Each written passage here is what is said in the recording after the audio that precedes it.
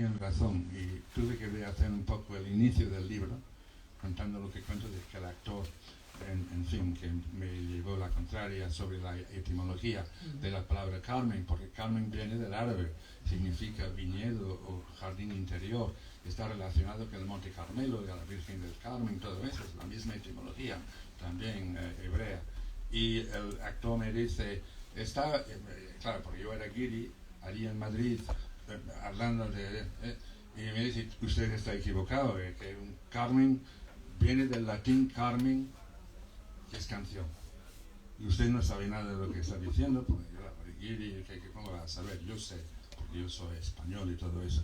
Y yo le dije, yo le voy a mandar esta noche una página de la Real Academia, del diccionario, con la página del Carmen, con la etimología árabe, para que vea que no estoy equivocado. Jamás me volvió a hablar, a dirigir la palabra.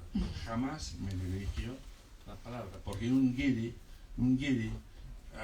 le había bajado un poco los humos, ¿no? De modo, eso lo puse al principio, no estaba. De modo, tenía que explicar eso, porque a veces es un gran editor, Tusquets, claro. Bueno, este señor a mi lado ganó este mismo premio hace años con un libro con un título absolutamente genial, que era Egos Revueltos, jugando con el inglés scrambled eggs, ¿no? Scrambled eggs o scrambled eggs. Yo paso el micrófono a Juan porque esta conversación es vuestra. Yo solamente estaba aquí para... Perdón mis interrupciones, Lola. Muchas gracias y vamos a disfrutar desde luego de esta tarde con Juan Cruz y con Ian Gibson. Muchísimas gracias. Ian. Sí, señor. A tus órdenes. Para mí es una enorme satisfacción hablar contigo en público, delante de Carmen y de muchos amigos. Nos conocemos desde hace mucho tiempo. Yo creo que nos conocemos de antes de conocernos. Y recuerdo algunas anécdotas de esa hermandad que se ha establecido entre la isla de Tenerife y la isla de Irlanda, que es una amistad sólida como las piedras, sí. Preciosas. Sí. A mí me gustaría mucho que tú empezaras contando de dónde vienen los sentimientos que hay en este libro. Los sentimientos que hay, bueno, los sentimientos son diversos, pero yo no me podía morir sin escribir estas memorias, sin contar lo que fue mi infancia sobre todo, porque como tú sabes, yo nací en el seno de una familia protestante en Dublín, y lo normal habría sido nacer, si vas a ser protestante, lo normal habría sido nacer en el seno de una familia protestante anglicana, es decir, la iglesia británica en su versión irlandesa, que tienen 2 catedrales en Dublín, que tienen liturgia, que tienen vidrieras hermosas, estatuas, etcétera, etcétera. Y no me tocó a mí el protestantismo anglicano. Me tocó a mí una secta protestante llamada metodista, que era la más puritana, es como calvinista, ¿no? Una cosa muy puritana, pero era una minoría dentro de una minoría. Es decir, yo no nací católico y me sentí ya diferente a todos los irlandeses, pero también diferente a los otros protestantes, que eran tal vez el 9% de la población nacional. Nosotros éramos el 0, ¿cómo se dice? 0, no, yo qué sé, bajo 0 bajo ya, nada. Una secta pequeñísima, metodista, sin cultura, sin templos hermosos y sin saber si eran ingleses o irlandeses, ¿no? Que tenía yo este doble problema, de no ser católico, como todo el mundo alrededor, un océano de catolicismo y nosotros en una pequeña isla, sino de nacer en esta familia. Era una familia muy puritana, no tenéis idea, muy puritana. Por ejemplo, ¿en qué eran puritanos? Bueno, mira, eran como... el domingo nuestro era el sábado judío, pero peor. Porque que yo sepa, eso sí, me crié con la Biblia, y que yo sepa, los judíos el sábado no pueden trabajar, porque claro que esto refleja el último día de trabajo de Dios creando el mundo, según ellos, ¿no?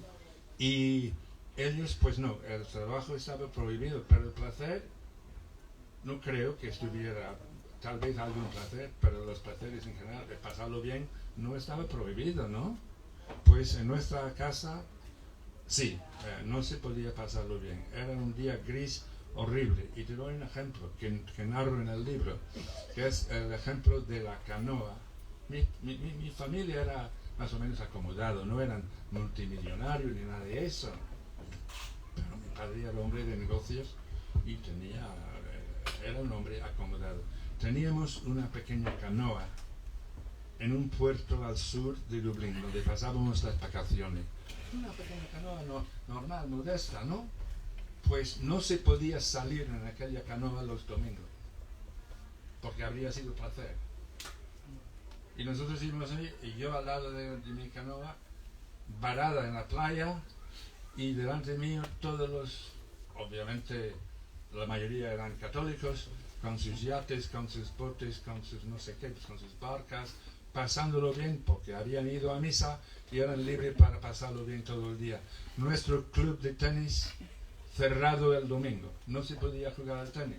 ¿Por qué? Porque alguien, yo qué sé,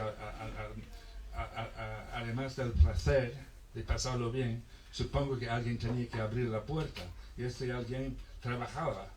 No se podía comprar un periódico, aunque los periódicos, bueno, se vendían los domingos, pero se habían fabricado el sábado, pero, en fin, no se podía comprar unos pasteles y nada, no se podía entrar a una tienda. Era todo eso, esto es lo que yo tuve de niño. Y este niño en la portada, que si está sonriendo, ¿sabes por qué está sonriendo? Porque en la ventana de detrás está su chacha, yo no sé cómo se dice esto. Yo tenía una chica que se ocupaba de mí y yo estaba enamorado a 2 años y medio de aquella chica que luego desapareció de mi vida, como una de Antonio Machado le pasó lo mismo. Y la verdad, esta foto capta al joven Gibson, al futuro hispanista dublinés, pues en un momento de felicidad porque se siente amado, pues con la madre nada.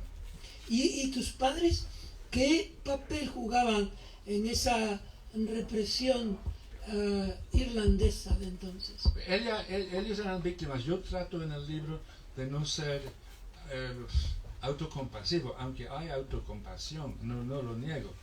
Sí hay, pero trato de reducir este elemento.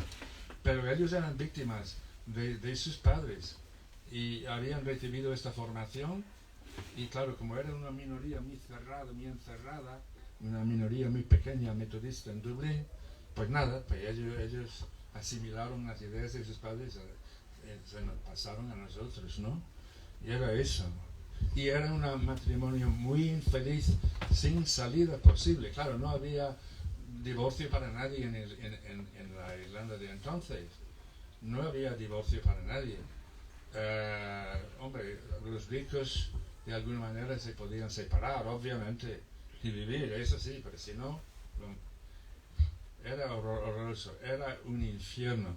Y mi madre despreciaba a mi padre. Y todas esas cosas las cuento. Y me produce vergüenza casi haberlas contado. Un amigo mío el otro día me dijo, no te preocupes, este libro va a ser para ti una catarsis, ¿sabes? Te vas a liberar a tus padres de una ¿no? Quiero decir, ¿Puta o puñetera? yo sé que tú ya manejas con menos vergüenza que yo estas palabras, estas cosas, lo haces muy bien y con mucha gracia. No había salida de aquello, era un infierno y yo lo sufrí. Además la pérdida de la chica y todo eso, yo estaba al borde del suicidio. Y porque claro, un niño de 2 años y medio puede estar enamorado de una persona. Somos pues freudianos, sabemos eso, ¿no? Puedes estar enamorado. Cuando yo salía con ella me reía y la gente se reía conmigo porque tenía yo una risa muy contagiosa. Creo que hoy es menos contagiosa, pero entonces tenía todo el autobús riéndose de mis chistes porque estaba feliz con esta mujer a mi lado. agarrado de la mano. Gibson, tú sabes que has escrito un gran libro que tiene que ver con todos nosotros. Es decir, bueno, es imposible que un buen libro no afecte también a las personas que lo leen. Sí. Y leer este libro es también una lección poética, porque es un libro sobre una persona y mucho más sobre un irlandés que se pregunta por qué fue la vida así, etc. Sí. En esa relación que tú haces está tu hermano, que es una figura importantísima en este libro. Me gustaría que tú nos contaras de qué manera tú le recuerdas ahora y cómo han ido cambiando tus recuerdos de tu hermano. Te agradezco mucho la pregunta. Se llamaba Alan, mi hermano, me llevaba 5 años, está también en la portada. Él está en medio. No, ese es mi primo, perdón. Más alto soy yo. Este es mi hermano Alan, en medio. Como veis, es guapo y apuesto y perfectamente vestido. Yo soy el niño a su lado, me lleva 5 años.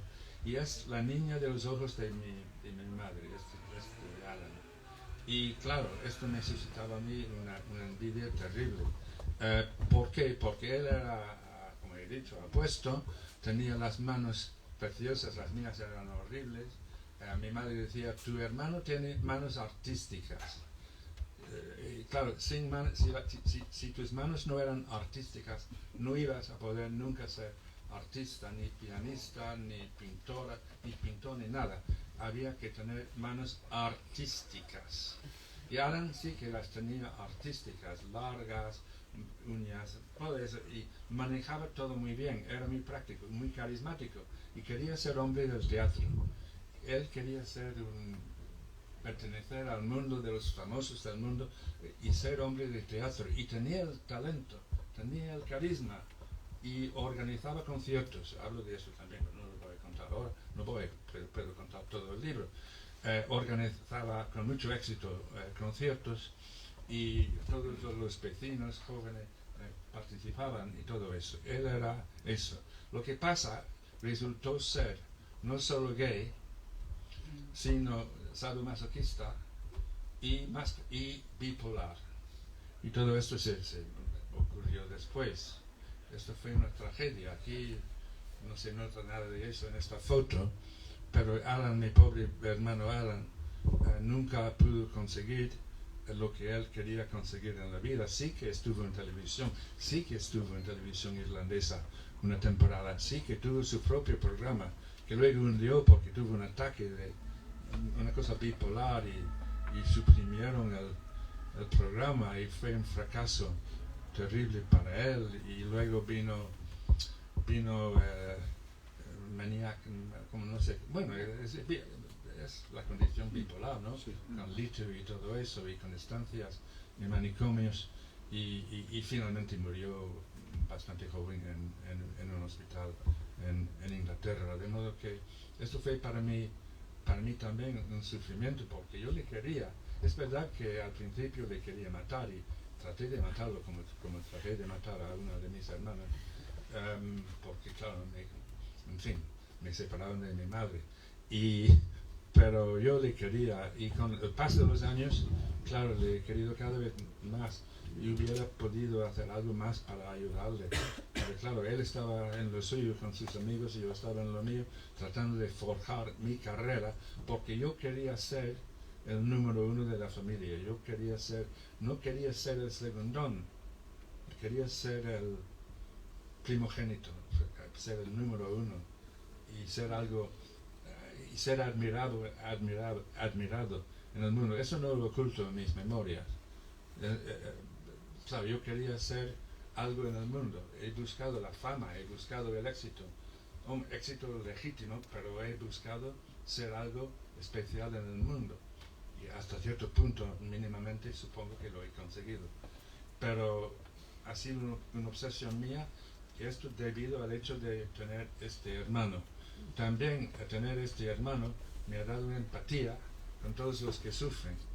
Es decir, que yo he sufrido tanto como niño, he visto tanto sufrimiento, que esto me da, creo, una empatía con los que sufren, lo cual explica cuando yo tropecé casi por casualidad con Lorca, y cuando yo entré en su mundo me di cuenta que yo había encontrado a mi autor, había encontrado mi vocación. Cuando me di cuenta de que lo habían fusilado y nadie había resuelto el crimen y todo eso, encima era el tema perfecto para una investigación, un autor, todos cuyos personajes sufren, buscan el amor y no lo encuentran, y si lo encuentran, lo pierden. Y para mí empecé a comprender que Granada para Lorca es eso, es una ciudad que perdió su alma en 1492. Hay amor que se fue por el aire, hay amor que se fue y no vino. Doña Rosita la soltera para mí es de todos esos personajes es quien más y mejor expresa la España, la Granada que se fue para siempre en aquel fatídico año, que para Lorca es fatídico, pero claro, para Santiago Abascal es un año genial.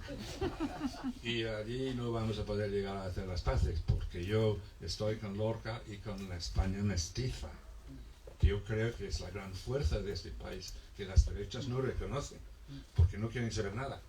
Y además es una vergüenza porque la capital de esta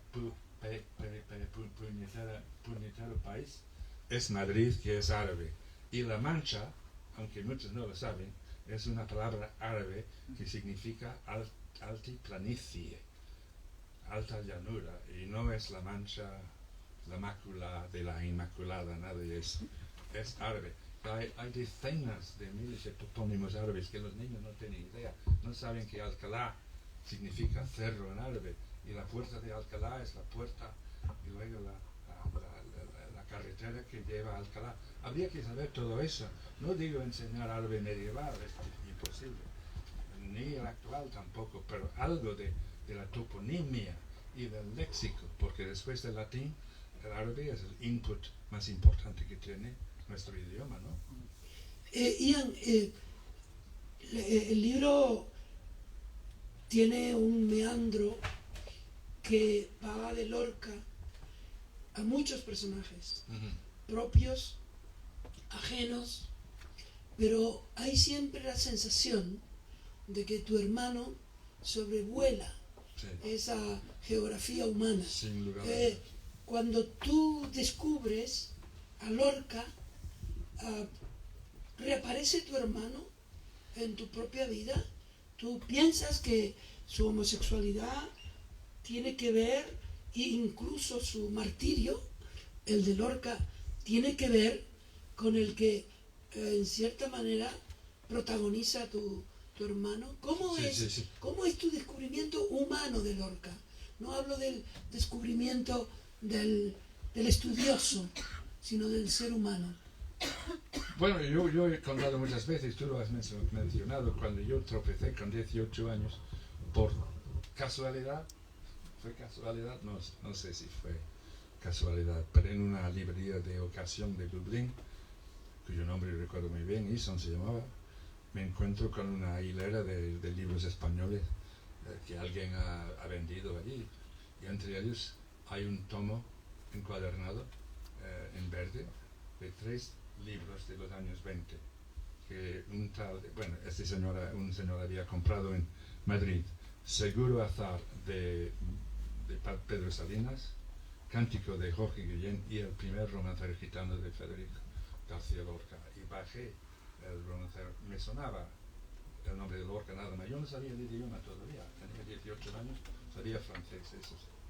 Y abrí el libro y leí ahí el romance de la Luna Luna, porque me has preguntado por el primer contacto.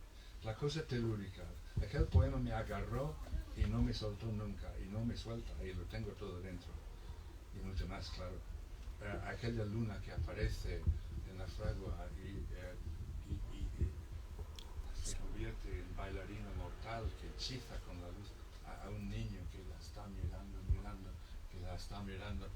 Aquello me habló de una manera tremendamente personal. Yo creo que tenía que ver con mi conocimiento de la literatura irlandesa, que tiene este aspecto telúrico. A Lorca le gustaba mucho la palabra telúrico. Dijo textualmente: yo soy un poeta telúrico, un hombre agarrado a la tierra, que toda creación la saca de su manantial, y su manantial es la Vega de Granada. Nací en Fuentevaqueros, además luego la matan al lado de otra fuente, la fuente grande de Alfacar. En fin, la cosa telúrica creo que es lo que me agarra primero, porque yo entonces no sabía nada de su vida, ni de su sexualidad, ni de nada. Esto tardó 2 o 3 años. Pero entre tanto yo iba entrando en la obra, leyendo la obra y viendo los personajes de la obra: Mariana Pineda, Doña Rosita, las hijas de Bernarda Alba y muchas más. Estas mujeres que sufren porque no pueden amar libremente, no pueden salir porque son esclavas de los hombres, están allí en sus casas. Doña Rosita sabe que su primo nunca volverá y nunca vuelve, claro, y ella está encerrada en un Carmen viendo la maravilla de la Alhambra, que es la postal más hermosa del mundo, desde el Albaicín, desde un Carmen del Albaicín, desde un jardín interior con mirador, viendo al otro lado del río Darro, abajo, y el sonido del río, porque todavía no lo han cubierto, y al otro lado la colina roja, la Alhambra, el Generalife, y más allá, más montañas, y finalmente Sierra Nevada con el Veleta ahí arriba, que es la segunda o tercera cumbre más alta de la península. Viendo esto desde la soledad de un Carmen, porque Rubén Darío, que estuvo en Granada, dijo: un Carmen es un sitio hecho para el amor. Es cierto, es imposible concebir un sitio más bello para disfrutar el amor, pero la soledad debe ser terrible viendo tanta belleza. De modo que poco a poco yo fui entrando en aquel mundo donde sobre todo destaca para mí la empatía de Lorca con los que sufren. Y empatía porque él sufre, conoce el sufrimiento, se descubre gay o diferente en Granada con 17 años. Y ser gay en Granada era un baldón para las familias, incluida la suya. Un baldón terrible, no se podía ser gay, mi hermano no podía ser gay. Era el desprecio, el rechazo, no había dónde ir, no había con quién hablar, era eso. De modo que sin Alan, sin mi hermano, y yo no estoy aquí hablando esta noche, y muy a gusto, gracias. Y no habría escrito lo que he escrito, porque sin esta empatía no habría dedicado décadas y décadas de mi vida, con un egoísmo terrible que ha implicado a toda mi familia, a mis hijos que están aquí, y han sido magnánimos, merecen estatuas cada uno, mi hija, mi hijo y mi mujer, porque sin ellos mi obra no existiría, porque alguien tenía que cuidar de la casa y de las casas. Y de tus alfombras. Tú sabes de las alfombras, sí, y de muchas cosas más. Ian, llega un momento en que tú te encuentras con esa geografía humana cuya capital es Lorca. Sí. ¿Cómo fue, a partir del largo viaje, que tu encuentro con la raíz de Federico García Lorca? Bueno, fue tremendo cuando yo logré aquel año, pues yo era ya profesor, aquel año sabático para pasar un año en Granada, que fue el año 65, 66. Es el año crucial, ¿no?, en toda esta historia. Sin aquel año este libro no existe, ni los otros libros existen, porque tuve la suerte. Yo sabía que en Granada tenía que ser Carmen o nada, porque el mismo Lorca había dicho: yo adoro Granada con pasión, pero para vivir en otro plan, en un Carmen, cerca de lo que uno ama y siente, cal, mirto y surtidor. Cal, mirto, es el arrayán, que es un símbolo erótico también, ¿no?, amoroso, y surtidor, que tiene que ser así. Y yo tenía claro que no podía empezar mi investigación desde un piso cualquiera, que tenía que ser un Carmen. Y gracias otra vez a mi padre, que fue muy generoso conmigo, me envió un coche y algo de dinero para poder alquilar un Carmen, y tuve la suerte de conocer a unos hispanistas estadounidenses, Sanford Shepard, que figura en mi libro, que se convirtió en mi gurú. Él tenía este Carmen en la calle de Santa Ana, que no sabía nada, nadie sospechaba de la existencia del Carmen allí arriba, al pie de la Alhambra, de aquel lado, ¿no? Pegado a la Colina Roja, y allí nos instalamos aquel otoño, aquel septiembre del año 65, y desde allí emprendí mi investigación. Los primeros meses sobre el primer Lorca, sus primeras obras, sus viajes de estudio con su catedrático de arte en Granada, Martín Domínguez Berrueta. Pero luego pasó algo tremendo, que yo conocí a un grupo de republicanos represaliados por el franquismo, y me cogieron afecto y tal, y me empezaron a hablar de lo que había pasado en Granada, al principio de la guerra, y durante la guerra y después de la guerra. Y decidí, mira, la tesis sobre las raíces telúricos puede esperar, puedo volver a La Vega, puedo hablar con los campesinos, puedo venir otra vez, pero este año es único. Tengo un coche, tengo tiempo, me puedo dedicar a eso, y puedo conocer a mucha gente que no va a durar mucho, pero ya tenía sus años. Puedo conocer a los Rosales, puedo conocer a gente, y decidí hacerlo. Fue una cosa con una claridad así, deslumbrante. Una mañana me di cuenta, la tesis puede esperar, y además está esperando todavía, porque se convirtió luego en las biografías y todo eso. Pero esto no puede esperar, alguien tiene que contar lo que pasó en Granada, donde los fusilamientos fueron masivos en una ciudad tan pequeña. Y empezó mi investigación sigilosamente, no diciendo lo que hacía, porque yo no estaba en peligro, yo tenía un pasaporte irlandés, no me podían echar y tal, pero claro, tenía que hablar con mucha gente, y para ellos sí que era peliagudo esto. Así fue. Todo a partir cuando pasé de esta casa secreta, que la gente apenas sospechaba, porque no es normal que haya un Carmen en el sitio donde estaba, ya no está, el nuestro, en la calle de Santa Ana, muy cerca de la plaza de Santa Ana, de la torre de Santa Ana, de la iglesia, muy cerca, es decir, prácticamente en la ciudad, porque suelen estar en el Albaicín, en las alturas, ¿no? Debo decir que el libro, durante todo su transcurso, tiene el tono autobiográfico de un libro escrito para comprender una historia propia. Nunca el libro es acerca de Lorca o acerca de los padres de Lorca o de otros personajes de la historia. Es acerca de Gibson mirando esa historia. Sí, sí. Es decir, que este libro, sí, porque, verdaderamente claro, es una autobiografía. Sí, sí. Graham Greene dice con respecto a lo que él escribió al principio, que era el testimonio de un detective contra el olvido. ¿Qué es lo que más te costó contar a ti con respecto a la vida de Lorca y a las vidas que retratas en este libro, incluida la tuya? Bueno, lo más difícil fue contar mi vida interior. Eso ha sido lo más difícil. Hablar de mis sentimientos de vergüenza de niño, mi relación con la madre, la timidez, el rubor, que fue un gran problema.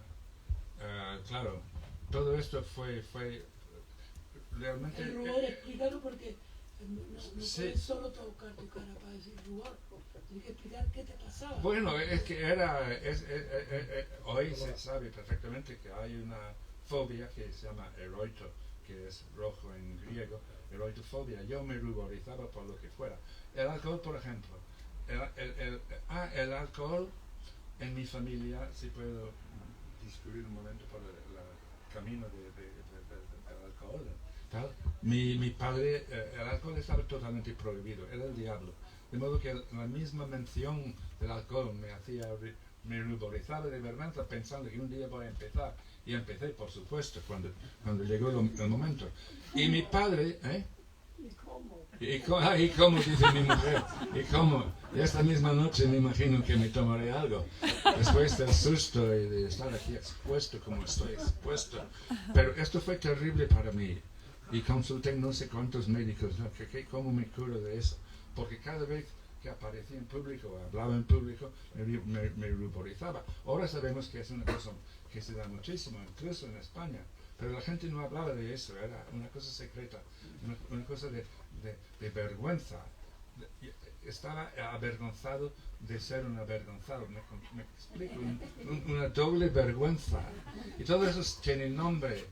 Hay libros sobre eroitofobia y todo eso. Finalmente me operé, eso fue muchos años después, y desapareció para siempre. Hoy soy incapaz de ruborizarme. No sé si me ha hecho daño en otro sentido, pero en fin, fue una obsesión. La gente no suele hablar de este tipo de debilidades. Lo que yo he notado con la pandemia y con la situación actual es que los españoles están admitiendo con más facilidad que antes sus debilidades. Porque yo he dicho a gente, mira, no te oculto que de vez en cuando con la ansiedad que tengo me tomo un Orfidal. Tú tomas Orfidal, no, yo tomo el otro. Y te dan una lista de lo que están tomando. Y luego leo en el país que de todos los países del mundo, el que ocupa el segundo puesto de tomar ansiolíticos se llama España. Y fuera de España todo el mundo piensa que los españoles no tienen complejos, que no tienen problemas, que están siempre riéndose, pasándolo bien y que no conocen estas cosas. Y resulta que no es... Y resulta que no es así, que aquí... Y yo he notado que la gente ya cuenta con más facilidad sus flaquezas, sus debilidades. Y si mi libro ayuda en ese sentido, pues bendito sea, porque claro, si ese libro ayuda a la gente a no sentir vergüenza, porque claro, no tienes la culpa de tener todas estas cosas. Y iba a contarlo del alcohol. Mi padre tenía la obsesión del alcohol. El alcohol era el diablo. Y el miedo a tomar el alcohol, ya con solo mencionarlo, yo me ruborizaba o me quería ocultar delante de la mesa porque me habían conculcado, me lo habían metido dentro de mí. Bueno, y mi padre estaba siempre con Cristo, era muy cristiano y muy buena gente, pese a su timidez terrible, porque su madre, además mi madre le despreciaba. Y era horrible. Pero en fin, el alcohol. Él era muy de la Biblia, de la lectura de la Biblia, reverenciaba a Jesucristo. No hablaba mucho de su padre, pero hablaba mucho de Jesucristo. Y claro, yo había leído los evangelios y sabía de lo de las bodas de Caná, del milagro del agua, que se acaba el vino y no saben qué hacer porque es una fiesta, están celebrando y ya no hay vino. Creo que la madre de él o uno de los discípulos, Jesús, tenemos un problema, tienes que ayudar, tienes que intervenir, tú que sabes, porque hace falta vino y no hay vino. Y Cristo dijo más o menos, no te preocupes, voy a convertir el agua en vino, y lo hace. ¿Tú crees que lo hizo? Eso ya es otro asunto, Juan. Esta es una pregunta injusta, ¿no? Pero en fin, mi padre estaba convencido, y yo le dije a mi padre, pero si el alcohol es tan malo y el vino es tan peligroso y puede conducir a la perdición de la gente, ¿cómo fue capaz Jesucristo de convertir el agua en vino? Y dice, no, porque el vino en Palestina era mosto, sin fermentar. Fue la respuesta de mi padre. Mosto. Para animar la fiesta, Jesucristo convirtió, mejor haber dejado el agua, ¿no? Y no convertirlo en mosto. Y luego unos años después, porque yo les seguí hostigando, porque yo iba poco a poco con los años perdiendo algo de mi fe, ¿no? Y digo, vamos a ver la última cena, vamos a ver el tema del vino en la última cena, papá. Explícame, se supone que el vino aquella noche no era mosto, porque el mosto no es tinto y tal, sería algo de color rojo, ¿no?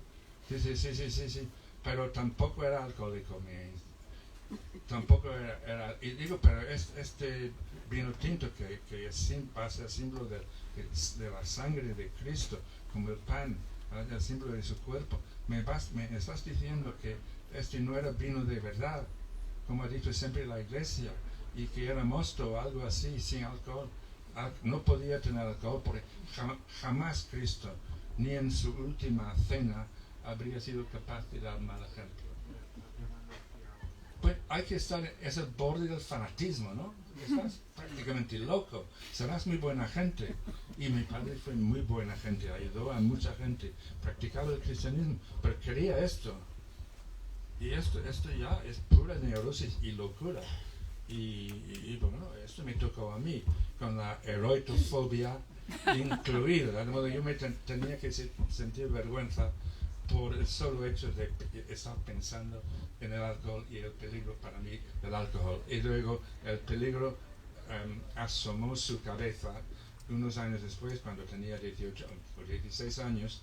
Estaba en casa de un rector de la otra iglesia protestante, la anglicana, la correcta, la de las catedrales y las vidrieras, y la belleza y la liturgia. Y yo había notado que había una botella de Jerez por allí, que rondaba por la rectoría una botella de Jerez. Y yo localicé la botella allí en el bajo, ¿cómo se dice?, en la despensa, ¿no? Y un día, en ausencia de la madre y de mi amigo, el rector, probé una copa de Jerez. Y me di cuenta en segundos de que mi padre tenía razón. Porque me sentí de repente libre de todas mis inhibiciones y capaz de matar, como el amigo aragonés, con el mundo por montera, ¿no? Y hacer lo que se me daba la gana, libremente, libre de eroitofobia, libre de todo, de temores, de ascos y de todo lo demás. Un pecador. Me di cuenta de que el rubor estaba justificado en mis rubores anteriores, porque el alcohol es peligrosísimo. Peligrosísimo, y lo es, claro, si se toma en exceso. Ian, decías antes que habías tomado contacto con republicanos españoles perseguidos. Eso. Algunos eran amigos de Lorca, otros no eran Sí. amigos de Lorca. Sí. ¿Cómo era ese mundo al que tú te aproximaste cuando era un mundo clandestino, muy clandestino? Muy clandestino. ¿Cómo te recibieron y qué recibiste tú de ellos? Bueno, me recibieron primero con cautela, porque no sabían quién eran, ni yo era, yo no había publicado nada, ¿no? Era muy joven. Pero poco a poco, a lo largo de los meses hablando, se dieron cuenta de que yo no les iba a traicionar y empezaron a hablarme de sus experiencias en la guerra. Sobre todo uno de ellos, a quien recuerdo con amor, Antonio Pérez Funes se llamaba. Antonio Pérez Funes, que fue abogado castigado. También había un cantante de ópera, Dionisio Benegas, que por cierto le contó su historia a Ronald Fraser en el gran libro, de historia oral, sí, de la guerra civil. Y poco a poco pues me iban contando y ellos me pusieron en contacto. Bueno, no he mencionado a Agustín Penón, pero cuando yo llegué a Granada el año 65, todo el mundo me hablaba de un tal Agustín Penón que había estado en Granada más o menos unos 10 años antes, que había investigado la muerte de Lorca, que se había llevado un montón de papeles y que había desaparecido para siempre, sin que nadie después supiera nada más de él. Y era un misterio, porque yo aparecía, y la gente dice, usted no es Agustín Penón. Digo, yo no soy Agustín Penón, ni tengo por qué ser Agustín Penón. Eso lo sabríamos años y años después a través de su amigo William Layton, el maestro de actores aquí en Madrid. El hombre no logró escribir su libro y se suicidó, parece ser, en el año 76, y supongo que conocía mi libro que yo logré escribir, pero yo, claro, cuando escribí mi libro no conocía los papeles de Agustín Penón.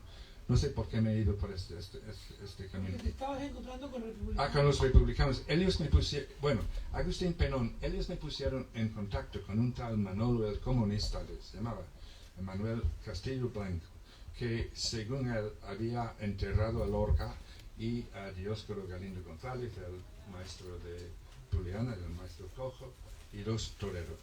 Y me pusieron en contacto finalmente con este hombre, conocido popularmente como Manolo el Comunista, porque lo habían salvado, tenía 17 años, le pusieron a enterrar a fusilados en vez de matarlo a él, ¿no? Y bueno, me pusieron en contacto con él y dudó mucho al principio, pero como él tenía fe y confianza en mis amigos republicanos, un día me llevó al FACAR y me mostró el sitio donde él me dijo, había enterrado a Lorca y a sus compañeros de infortunio. Y yo no creo que me estuviera mintiendo. Además le grabé sus declaraciones que están en mi archivo en Frente Vaqueros, que se pueden escuchar. Él estaba convencido de que era aquel olivo, que había al lado una especie de acequia que él llamaba Barranquillo, y me dijo una y otra vez, era por aquí, por este lugar, y me dice, por este lugar, por aquí, esto fue por este lugar, seguro estoy convencido, por este lugar. ¿Lugar qué significaba? ¿Qué significaba lugar? Yo no sé, yo no dije que era un lugar. Era un lugar, claro. Yo busqué el diccionario en casa, no figuraba R-O-A-L, no figuraba, ¿no? Luego yo descubrí que era rural, decía en diminutivo, por este rodillo, más o menos un metro más arriba, más abajo, por aquí al lado está el Barranquillo, yo estoy convencido que fue aquí. Y me lo contó todo, con riesgo para él, para mí ninguno. Para él sí, porque la Guardia Civil, estamos en el año 66, patrullaba por allí, perdón, que patrullaba y era peligroso, es decir, que la gente que hablaba conmigo estaba en cierto peligro, porque había informadores por todos lados, y policía y tal. De modo que esto fue como yo entré en este asunto. Y no sé, una cosa condujo a otra. Y luego tenía el coche y podía moverme con facilidad sin decir lo que hacía. Tenía tarjeta de visita falsa en francés, por si acaso. Y conseguí incluso que los militares me dieron mapas de toda la zona de Bismarck, diciendo que era botánico francés que trabajaba sobre unas flores que se daban allí. Y me dieron, es que estaba dispuesto a todo menos a matar para conseguir información. Hiciste una pesquisa que parecía la de un gran reportero buscando a un personaje y haciéndolo hablar, que era el que detuvo a Lorca. Y ese documento en el libro está contado como la autobiografía, en tu caso, de un periodista, pero también de un investigador que consigue finalmente que ese personaje cuente qué pasó.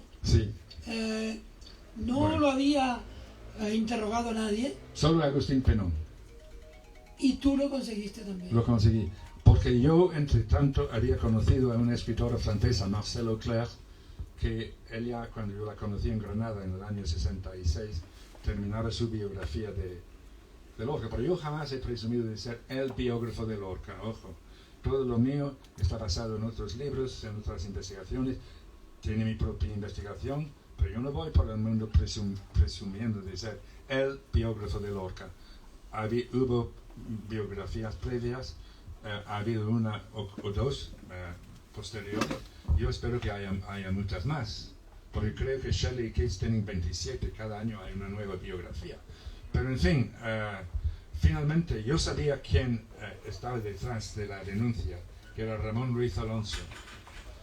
Ramón Ruiz Alonso, el diputado de Gil Robles por Granada, de la Cega, aunque ya había perdido su escaño cuando empezó la guerra, pero este hombre odiaba a Lorca, era fascista, publicó un libro durante la guerra llamado Corporativismo, que me sorprendió mucho cuando yo me di cuenta, pero conseguí un ejemplar con un prólogo de Gil Robles nada menos. Y este hombre, bueno, cuando yo me enteré de que él estaba en Madrid y trabajaba en el Consejo Superior de Investigaciones Científicas en la calle de Medinaceli, frente al Hotel Palace, que él estaba allí en un instituto que era Balmes, el Instituto Balmes, de secretario, habiendo sido el gran Ramón Ruiz Alonso, que era muy súper conocido en el Congreso del año 36, muy conocido, digo, el Congreso del Frente Popular, incluso capaz de atacar saltar unos bancos y atacar a alguien con el puño. Era un tipo brutal, y como todo el mundo sabe, el padre de Ana Penella, de Pere de Padre y Elisa Monte, que para él es una desgracia tener un padre que había sido como él, responsable de muchos crímenes. Sí, pero ellos realmente no querían hablar mucho conmigo. Pero en fin, yo finalmente localicé su oficina. Marcel Hotel me dijo, no le llames primero, porque yo lo hice, me dijo que me recibiría, luego no apareció. Yo llamé a su puerta directamente, además con mi magnetófono oculto funcionando ya, que había comprado en Gibraltar, que era un magnetófono japonés. Entonces, el más pequeño, el que existía casi, era de este tamaño. Hoy lo tengo, a lo mejor lo tengo aquí, no me estoy olvidando, pero en fin, hoy en día es facilísimo grabar a la gente, entonces era muy complicado. Y tenía yo mi grabadora en una carpeta con agujeros para el micrófono y tal. Y entré y llamo a la puerta, ¡sí! ¿Quién es? Pues nada. Y entro y veo detrás de su mesa este hombre cuya vida he estudiado a fondo en Granada, ¿no? Hablando con todos los hermanos Rosales, con muchísima gente, y sabía mucho de él, que no aparenté, ¿no? Y me dijo, usted es la segunda persona que ha tenido cojones para hablar conmigo abiertamente. El primero no recuerdo su nombre. Yo le dije, sería un tal Agustín Penón. Ah, pues quizás había olvidado su nombre, pero sí, Penón le había visto 10 años antes, pero yo no conocía los papeles de Penón, los conocí después. Pero le dijo más o menos lo mismo. Contó cómo había sido, cómo le habían mandado a casa de los Rosales, sin que él supiera de la casa de Rosales, y nada, con la orden de llevar a Lorca al gobierno civil. Me contó todo eso. No me contó que él había puesto la denuncia. Me dijo que él fue ordenado. Pero me dio a entender que había detrás otro personaje que luego reveló que era Queto de Llano. No me lo dijo a mí, se lo dijo a un tal Eduardo Molina Fajardo, que era director de Patria, diario de Granada falangista, que tuvo acceso a todo el archivo de Falange, que yo no tuve, claro. Pero me contó su versión, que le grabé, y claro, todo este es un documento fundamental. Yo tenía la sensación de que había conseguido algo importante en la vida, ¿no? Ir allí, además, preparado para tener la versión que nadie me podía negar, porque tenéis la grabación y ya está, ¿no? Y esto fue uno de los momentos estelares de mi vida. Sin lugar. ¿Cómo terminó esa conversación? Terminó porque el tercer día yo había mandado ya fuera las cintas. Me tomé la precaución, fui corriendo a correr en Cibeles, claro, a mandarlo fuera para tener la seguridad. De modo que el tercer día estaba yo mucho más confiado de mí mismo, ya tenía más seguridad de mí mismo, ¿no? Con él, que está aquí, a esta distancia, ¿no? Y yo me di cuenta de repente que tenía el micrófono mal orientado. Estaba mal orientado en mi carpeta debajo de la mesa. Hice algo con el pie para cambiar la orientación, para mejorar la orientación del magnetófono. Y además chirriaba, se oía, había que seguir hablando para que no... Bueno, y él se dio cuenta de que yo tenía algo que yo le grababa. Y empezó a gritar, me dijo, sabía desde el primer día que me grababa, no dije nada porque no estaba del todo seguro, pero creía que sí, tal y cual. Y ahora sé que es verdad que usted ha venido aquí y yo le iba a contar todo y ahora no le voy a contar nada más. Y yo pensé, ¿qué hago si este hombre extiende la mano y coge el teléfono y llama a la policía? ¿Qué hago? ¿Qué hago? Porque me van a pillar. Y estaba yo midiéndome, porque era yo ya más corpulento que él, había sido muy corpulento. Digo, si le pego muy fuerte, a lo mejor le impido que... Estaba, comprendes, en esta tesitura. Y por suerte dijo que váyase ya, ha cerrado todas las puertas de la comunicación. Y lo divertido es todo esto que él ha grabado. porque estuve hablando con mi archivera en Fuente Paqueros el otro día y me dijo, acabo de escuchar la última cinta, es muy divertido para mí porque el hombre, todo queda grabado cuando descubre que le estás grabando, y tenemos el documento. A lo mejor alguien dirá, era feo hacer eso, pero claro, con un tipo como él, yo creo que tenía derecho a hacerlo, ¿sabes? De grabar sin decir nada, para tener el documento, porque estoy hablando con un criminal y tengo derecho a tener mi... ¿Qué consecuencias tuvo eso en la historia del asesinato de Lorca? ¿Cómo se volvió a interpretar esa historia a partir del documento que tú conseguiste? Bueno, realmente estamos hablando de la publicación del libro. El libro se publicó hace más de medio siglo, es de más que han pasado años, el año 71 en Radio Ibérico. Y eso sí que cambió muchas cosas. Franco estaba ya en las postrimerías, el año 71, le quedan 4 años, y el libro se prohibió enseguida, incluso en un consejo de ministros, me lo dijo el ministro Solís, la sonrisa del régimen le llamaban o algo así, ahora de Jaén. ¿Llamaban así? Sí, y yo estuve en un programa con Mercedes Milá y me contó eso del consejo, no durante el programa, pero después me contó lo del consejo de ministros, que tuvieron que prohibir el libro, pero claro, la prohibición misma ayudó su promoción y cruzó masivamente la frontera en maletas y yo qué sé, oculto en sitios, ¿no? Entró masivamente, porque los libros del Radio Ibérico, que hicieron una gran contribución contra el franquismo, sí que entraban en España. Y pasaron cosas rarísimas. Se comentó en la prensa, José María Pemán,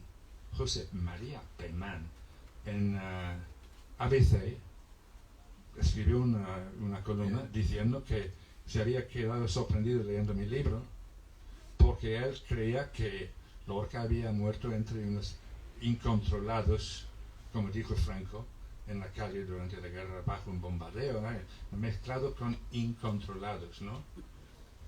Pero que leyendo mi libro se acababa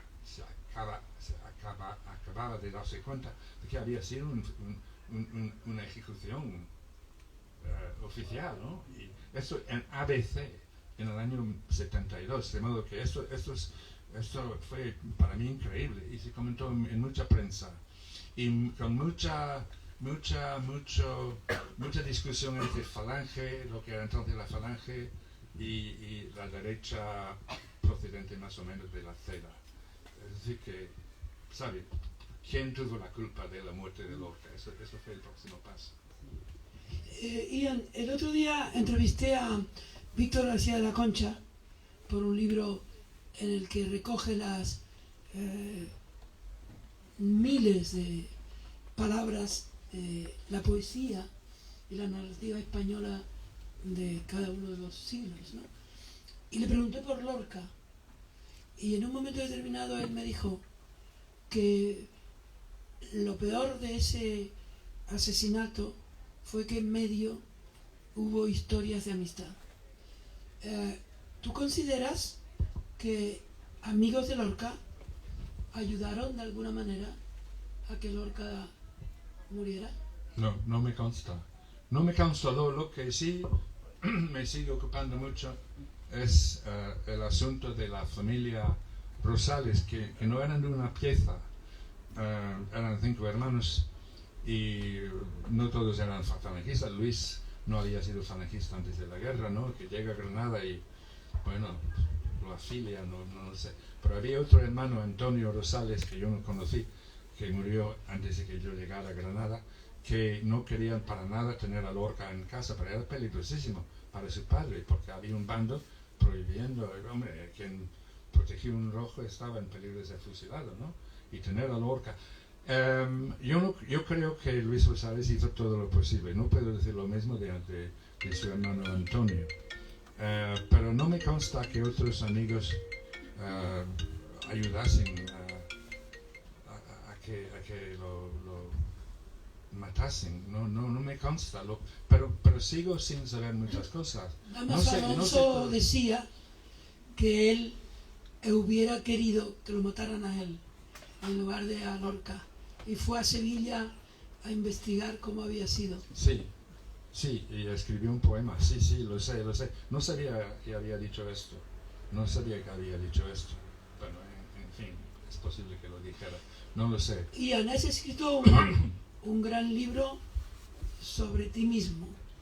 Es un libro raro de encontrar en otros autores, porque lo primero que hubiéramos pensado, los que te leemos desde hace tiempo, los que conocemos todo lo que sabes, pensábamos que quizá estabas escribiendo un libro de tus hallazgos, y sin embargo has escrito sobre todo un libro sobre tu alma, sobre tu manera de ser, sobre tu infancia y sobre las perplejidades que aún tienes, que has vertido en una obra de arte. Me gustaría saber cómo te ha dejado a ti esta autobiografía. Bueno, estoy experimentando ahora los resultados de su publicación. Solo salió hace 3 semanas, me parece. Y también mencioné antes que un amigo granadino me ha dicho que va a ser la catarsis.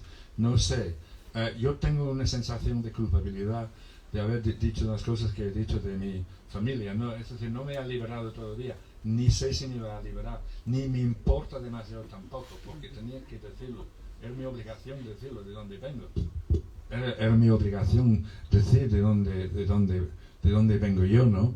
Pero me produce algo de vergüenza, bastante de haber contado cómo me trató mi madre, por ejemplo, y las cosas que me dijo, las cosas que casi me hundieron en la desesperación.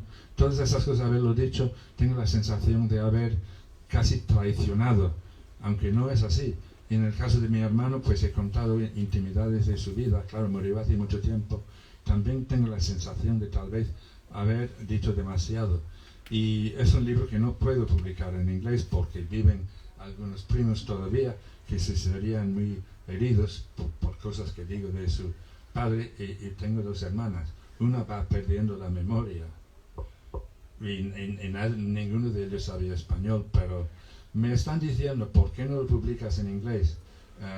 Interesaría mucho en Irlanda este libro, por todo el tema protestante de mi background, de mi infancia, ¿no?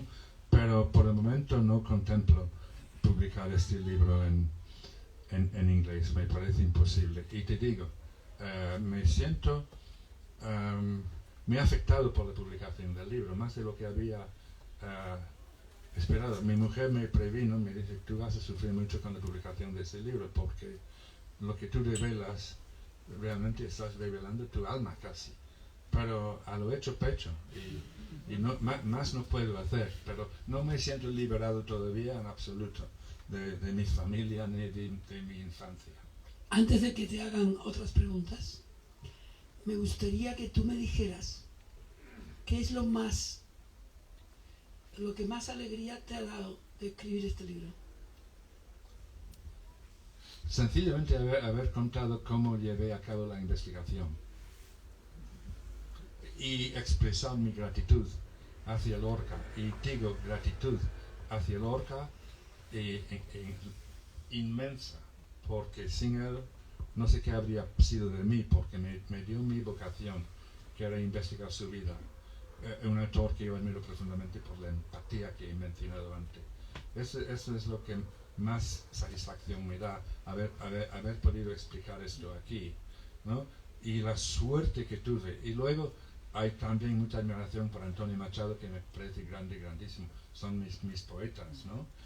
Hay otros muchos poetas, pero Antonio Machado y Lorca me han dado más de lo que yo podría decir. Iba a decir sobre todo Federico. Los 2 poetas me han dado muchísimo, y España en general. Y es otro tema. Esta península ibérica que yo amo y que yo quisiera unir, porque soy iberista, y Canarias también. No voy a olvidar Canarias. Pero esta península que es casi una isla, ¿no? Y además Saramago tuvo la idea genial de inventar una fisura al pie de los Pirineos, como sabéis, y España se va volando alegremente hacia el sur. Isla de verdad, ¿no? Esto me parece maravilloso, pero yo amo esta península, la querría unida, moderada, dialogante, culta, aceptando su pasado, ¿no? Y no puedo evitarlo. Soy iberista, pero no lo voy a ver. Primero me gustaría ver la Tercera República, pero me parece que tampoco la voy a ver. Señores. Bravo. Bravo. Ahora les toca a ustedes. Bravo. Muchísimas gracias, Juan. Bravo. Muchísimas gracias por tus preguntas. La verdad es que no sabes cuánto te agradezco. Por favor. Ahora ustedes pregunten. Preguntas fáciles. Fáciles y cortas. Fáciles y cortas. El micro, por favor, pásale el micro. Muchísimas gracias. Ese micro. Y respondes con esto. Para darte las gracias, ¿no? por haber sido una figura que venida de fuera ha puesto en valor este país y una parte de su historia que cuesta que nosotros mismos hablemos de ella, dialoguemos de ella y se arroje luz sobre esta historia. Yo tuve la suerte de estar viviendo en Granada una temporada, en un Carmen además, cuando estuve haciendo mi tesis también allí, y la descripción que has hecho de lo que es un Carmen en Granada es exactamente eso, ¿no? Yo lo viví en el Carmen de la Victoria, que igual lo conoces. Hombre, sí, lo conozco, sí. Y es una experiencia única realmente. Lo es. Y te quería preguntar, ¿tú no crees que Lorca estaba condenado, o sea, las declaraciones que él hizo, por ejemplo, hablando de la burguesía de derechas granadina, él amaba su ciudad, pero por otra parte tenía una relación de auténtico resentimiento y odio por la burguesía de derechas de Granada? ¿No te parece que eso le condenó? Sí. Él hizo unas declaraciones tremendas. Muy poco, unos meses, mes y medio me parece, en junio del año 36, en El Sol, con la gran caricaturista Luis Pagaría, donde dice que Granada tiene la peor la peor burguesía de España. Y además dice se está agitando. Y son contestaciones escritas. Sabemos que son contestaciones escritas. Es que cada palabra cuenta, porque es lo que él escribió. Y claro, se sentía odiado en Granada, pero odiado. Yerma, por ejemplo, no se puso en Granada. Yerma tuvo malísima prensa en todo el país, digo, prensa católica. Pero en Granada no se pudo poner porque se negaron, no sé cómo fue exactamente.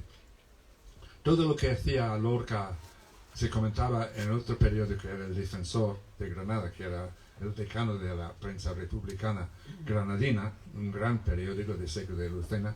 Y el otro era Ideal, y claro, Ruiz Alonso trabajaba en Ideal, que es del año 32, y viene de Editorial Católica.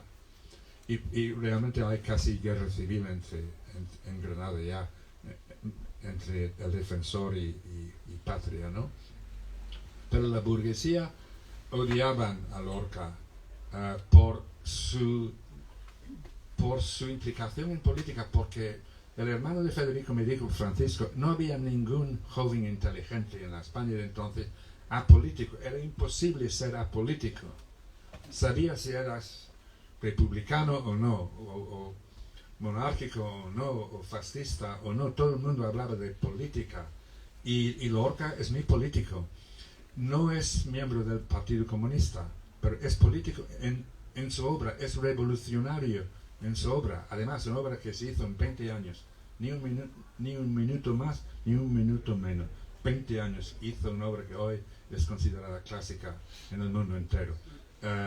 Y su mensaje es revolucionario, su mensaje es cristiano. No hay nada en Lorca que pudiera ofender a un cristiano, porque su fondo es cristiano. Y él está con Jesucristo. No le gusta mucho su padre, es verdad. No le gusta casi nada, Yahvé. A mí tampoco me cae muy bien. Pero Jesucristo sí. Y Lorca va siempre al aspecto revolucionario de Jesucristo, que cura a los pobres, que cuida de los enfermos. Está siempre... El mensaje es cristiano y no hay nada en Lorca que pueda ofender a la derecha. Pero la burguesía granadina lo odiaban. Claro, la cosa gay, yo sé cómo hablan ciertos granadinos con estas vocales muy abiertas. Cuando hablan de maricón, esta palabra maricón en la boca de cierto tipo de granadino es repelente, ¿no?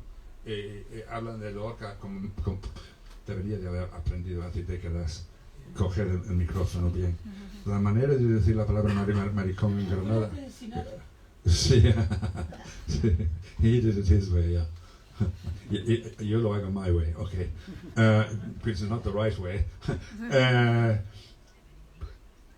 Era odio, pero no solo odio hacia Federico. Había envidia. Dicen que es el gran vicio de ese país. También dicen que es el gran vicio de Irlanda. James Joyce lo dijo. Los irlandeses son unos envidiosos también. Yo no sé si es verdad. En fin, Unamuno lo ha dicho, Ortega lo ha dicho, no sé quién más lo ha dicho, pero la envidia mata. La envidia mata por la noche, alevosamente, nunca se declara. Y Lorca conoce la envidia porque hay gente que le envidian.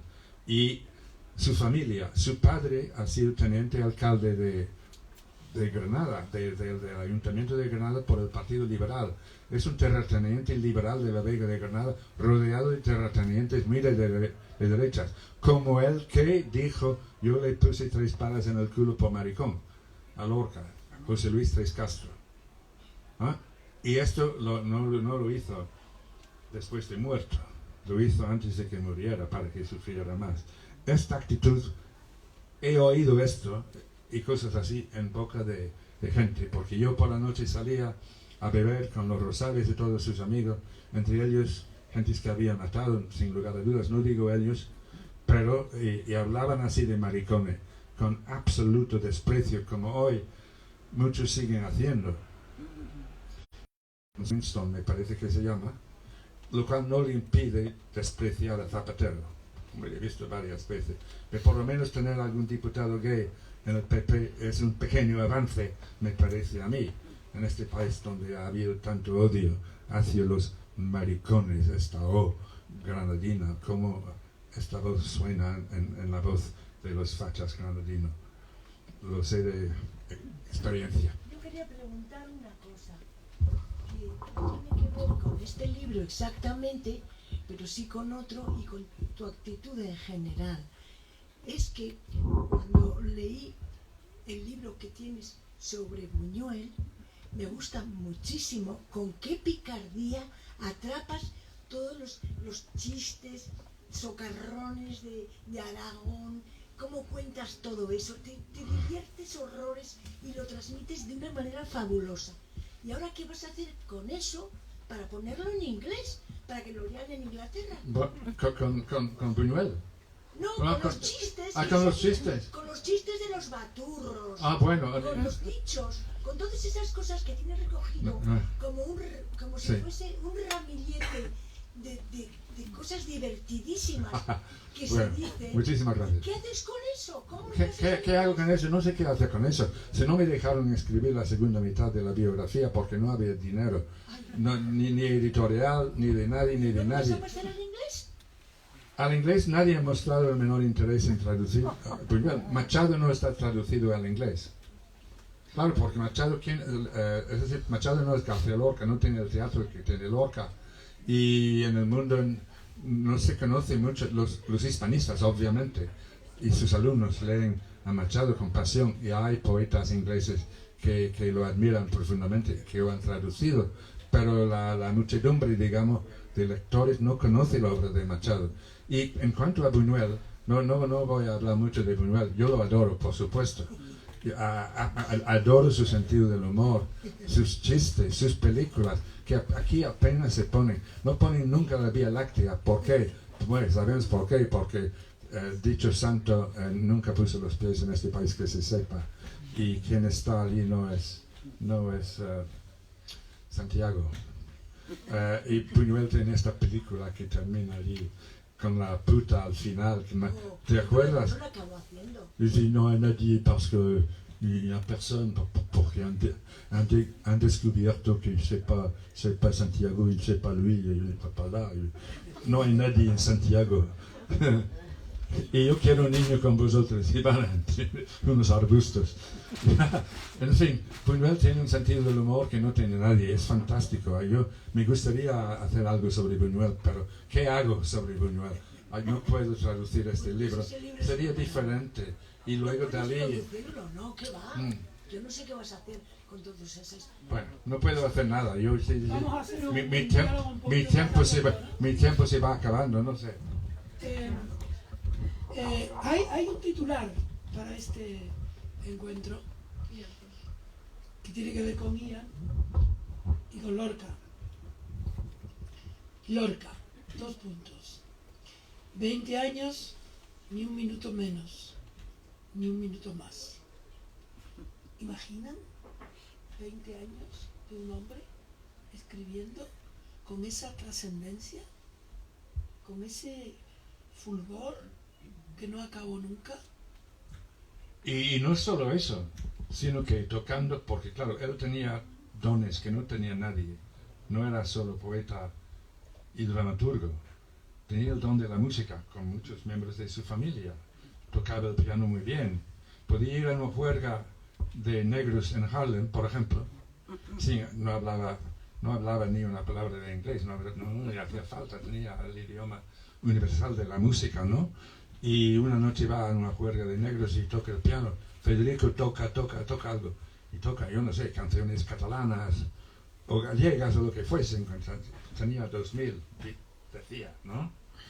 Y al día siguiente le escribió a su madre y dije, ayer estuve con unos negros en Harlem y hice unas chuminas y todo el mundo bailando y tal, cantando, y utilizó la palabra chuminá, que es muy granadina, ¿no? Y claro, sus chuminas eran geniales. De modo que no es solo cuestión de escribir 20 años, poemas, teatro, y epistolario, y 1000 entrevistas, y yo qué sé, pero claro, todo esto en 20 años. Es tremendo, es incomparable. No conozco caso parecido. La verdad. La última pregunta, porque tenemos que quitar el Instagram porque ahora entra Rosalía. No, es que Ian, yo creo que querrás firmar algunos ejemplares, ¿no? Ah, claro. Y entonces... Sí, bueno, sí. La última pregunta viene de... Yo, la última agradecimiento solamente, y por terminar, por ir acabando... desde luego este encuentro ha sido excepcional, la suerte que hemos tenido todos los que estamos aquí y todos los que nos han seguido a través de Instagram, que es esta ventana también mágica, ¿no? Que nos pone en conexión, por ejemplo, con amigos que están en Ecuador, que están ahora escuchándonos, ¿no? O en Buenos Aires, sí. Yo no entiendo nada de Instagrames y apenas sé lo que es el teléfono móvil, pero pues, hago lo que puedo, pero... Pues esta ventanita nos pone en conexión con muchas partes del mundo, del mundo que compartimos el español, ¿no?